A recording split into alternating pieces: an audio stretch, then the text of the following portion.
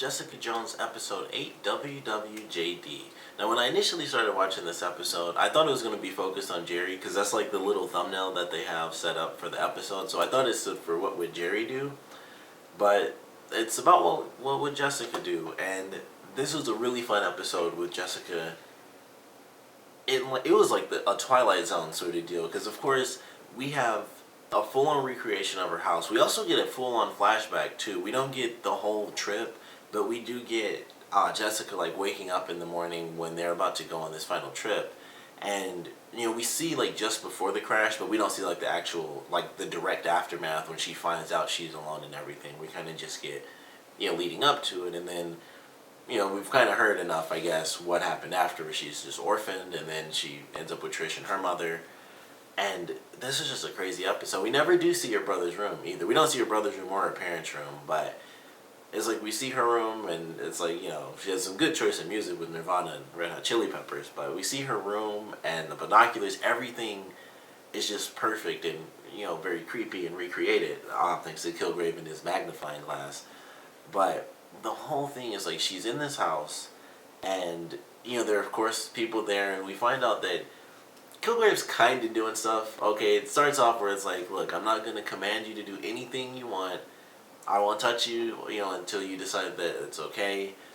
And then, we have the people where it's like, hey, I'm not doing anything. I'm not forcing them to do anything. They're getting paid like crazy. And the guy's like, oh, I make like 3 times as much money from my former job, which I got fired from drinking, or for drinking and stuff like that. So it's like he's kind of doing what he did with the house, where he's sort of earning it a little bit, which you can get money from anyone and everyone.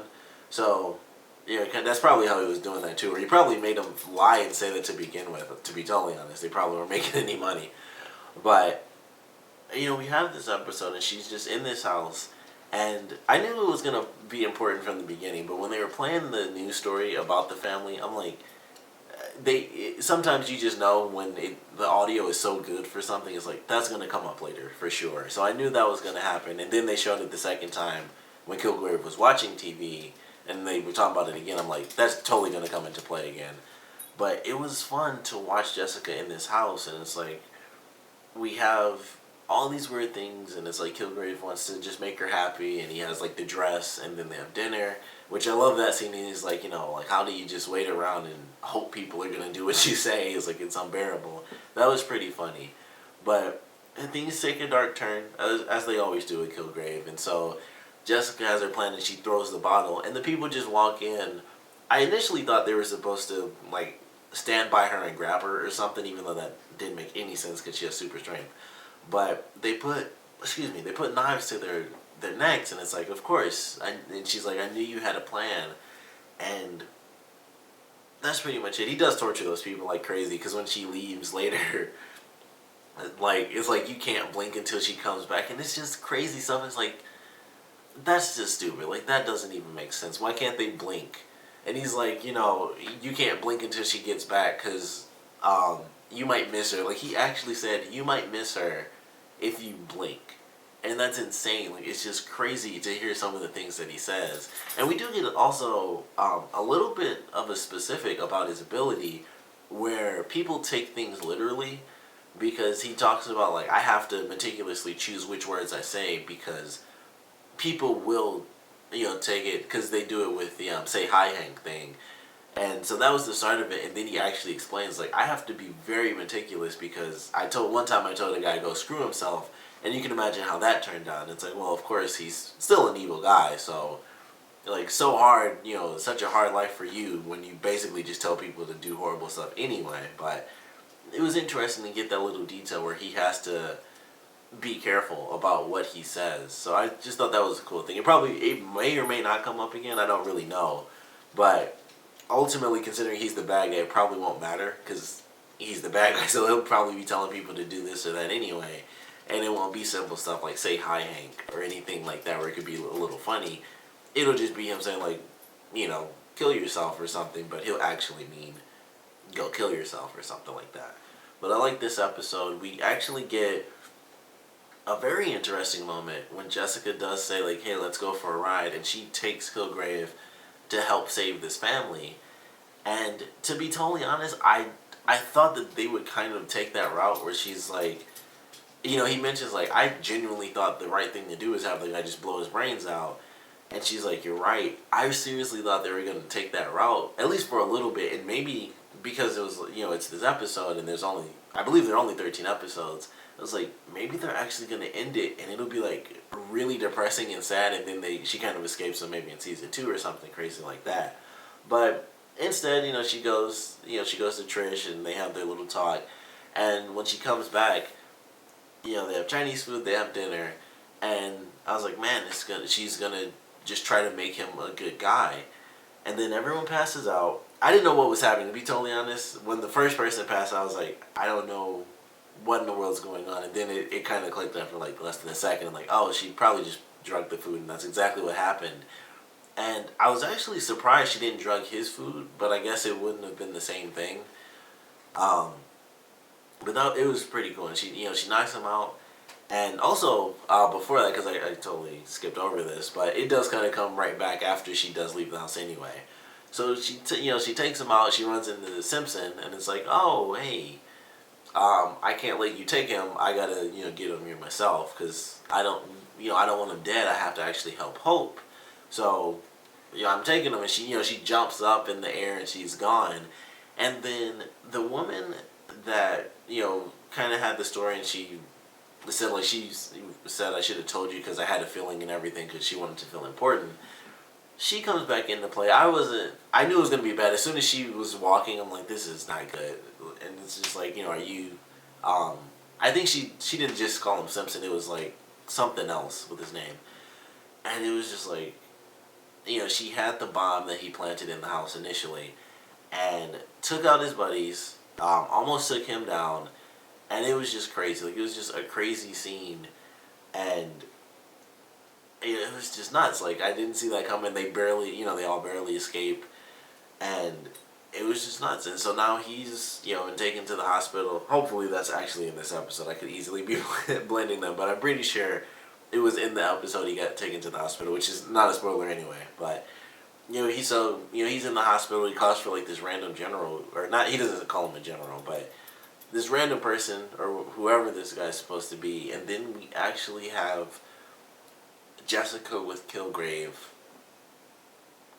finally in this tank. He's just trapped. We actually see what's on the flash drive as well. We get the information about his family and how they tortured him and stuff as a kid and did all these really weird experiments on him.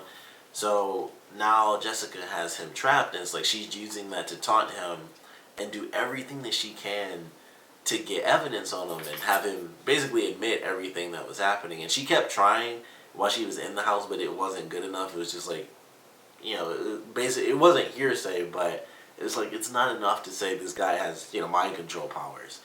And then we have him, in the tank, and it's like, all right, now it's about to happen. And it was a great ending. I love the fact that, she had her plan, and it was like, it was just really fun. Like, it was just great to see her actually get him. The other people passed out. She took the other dude out. It was, fairly simple. But it was just fun. Like, it was really fun. Or, well, I guess technically Simpson took the other guy out and then she took off. But she got Killgrave in the tank, and, they have the water to electrocute him, which I thought was kind of cool. But it was a great ending because it's like, man, I did not expect this episode to end with her actually capturing him. And I certainly loved it. It was a great ending to the episode. It was just really fun. It was just a really good one. It's like a weird, started off like weird sort of Twilight Zone type of deal where she's reliving her life, and, she has the dream of her family and they're all bleeding and stuff like that, that's probably as close as we get to seeing the aftermath of the accident. But we actually see them leaving the house. We see them in the car, classical, Game Boy. I believe that was a Game Boy Pocket because it was kind of thin. That's a really nerd thing to remember, but I noticed it when they had it because I was like, "That's not a Game Boy Color. It looked like a Game Boy Pocket." But we get to see a lot of cool stuff from this episode, and her going through her home, and even the actual old pictures of her and her little brother. It was just interesting to watch just how weird it was, and Killgrave recreate this whole her entire life from her childhood. But it's Killgrave who did it, and it's weird because he does do it for a good reason because he wants to make her happy, but it's him. So it's just gonna, like, no matter what happens, it's like this. I mean, that would probably be a little bit creepy no matter who did it, unless you're like married to that person. That might be what people would call insanely extreme. But you know, in his case, he's just crazy anyway. So it does. I guess it's all normal for him. But I like this episode. Really loved the ending. I was very surprised by it. Jerry's kind of doing her thing. I kind of mentioned this in my last review, which is unfortunately like ahead of time, but I've been mashing episodes together at this point. But this, I think this was the episode when they were talking about the 75% stuff and everything like that. But it was, you know, so I kind of talked about that in the last one, but it was still good. And they, you know, it's just like she's just dealing, like Jerry's dealing with like this really crazy stuff with Wendy, and it's like it started off simple, and then Jessica kind of screwing up in that last episode. That was pretty much it. That was like, this is the full on war mode, and that's just where it's going from now. And I don't know, even a couple episodes ahead now, I think I'm only like an episode or two ahead of this one. Even still, it's just like, I don't know what to think. Like, I don't know how important things are going. We still don't know what happened with like the creepy unborn fetus thing. Still kind of nothing with that. So I have no idea what to even remotely think of where that could still be going. But it's in there. I'm assuming it's going to happen in this season, and that won't be like a weird thing that they leave open. But they easily could. That is something they did with Daredevil, where, you know, I mean, they only have 13 episodes, and it's not like a normal series. So they did introduce a lot of stuff in season 1 of Daredevil that's like basically 1 or 2 episodes, and then it's gone. And so it's like, all right, wait till next season. So that could be something that, you know, plays out. But I wouldn't think that would happen, because I don't think they, you know, every other episode basically have to be within 1, maybe 2 days for it to kind of be held off until the actual next season. But I don't know what's going on with that. But I really enjoyed this episode. Of course, want to know what you guys thought about it, so please comment below. Let me know your favorite parts, your least favorite parts. And I actually want to know what you guys thought about Jessica kind of forcing Killgrave to be a hero during that one scene. Like, did you think, kind of like I did, where she'd be trapped, at least for a little bit? I guess it was very naive of me to think that she'd just be trapped forever. But the show has been insanely dark, and I thought that would be an awesome way to end. It would be so dark if she just she was stuck with him.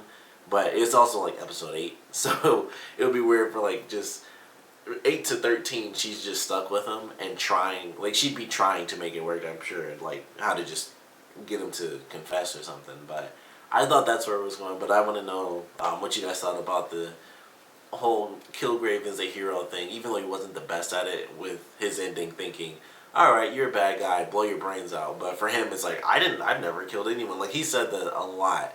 Like, I've never hurt a single person, but obviously he is. He's done a ton of crazy stuff. But like I said, I want to know what you guys think, so please comment below, let me know, and thanks for watching.